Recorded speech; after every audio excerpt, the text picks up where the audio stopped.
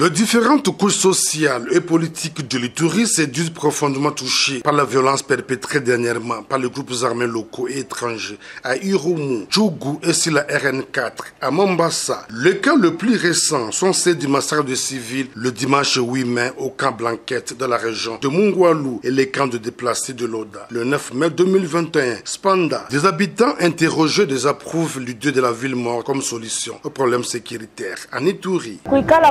Rester à la maison, ce n'est pas une solution. Même si nous restons à la maison, il y a toujours le problème, car nous vivons au taux du jour. Vendre en cours de route nous permet à nourrir nos enfants et les scolariser. Rester pendant 2 semaines sans rien faire, les enfants deviendront des enfants de la rue.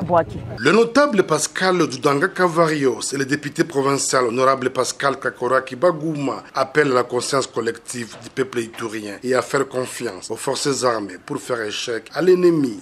Que l'État congolais, à travers son Premier ministre, s'assigne en mettant assez de moyens pour l'Ituri et le Nord Kivu, afin que l'Ituri soit aussi en paix comme les autres provinces. Le message que nous allons lancer à la population de se désolidariser aux groupes armés, c'est-à-dire de ne pas apporter de soutien aux groupes armés, de ne pas leur fournir des informations, de ne pas les cacher et de ne pas les aider durant les opérations. Au vice-gouverneur de l'Ituri, le commissaire divisionnaire Alonga Boni Benjamin, agissant en lieu et place de son titulaire en mission, d'inviter la population de l'Ituri à vaquer normalement à ses occupations. Tosala musala, ville morte ezali solution te. Ba oyo basi batanga, baza ba licencié, ba docteur, bozo ba ville morte bano bazana primaire, ba kene classe te.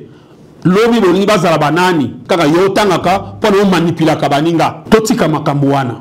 Une année après l'instauration de l'état de siège en Ituri, plusieurs avancées significatives en termes d'amélioration de la situation sécuritaire sont à relever. De nombreuses zones jadis en proie de l'insécurité causée par les groupes armés ont été pacifiées. 2 milliers de populations ont regagné leurs villages respectifs à Djougou, Irumu et Maegi grâce aux opérations menées par les forces armées sous le commandement de lieutenant général le Boyanka Shoma Johnny.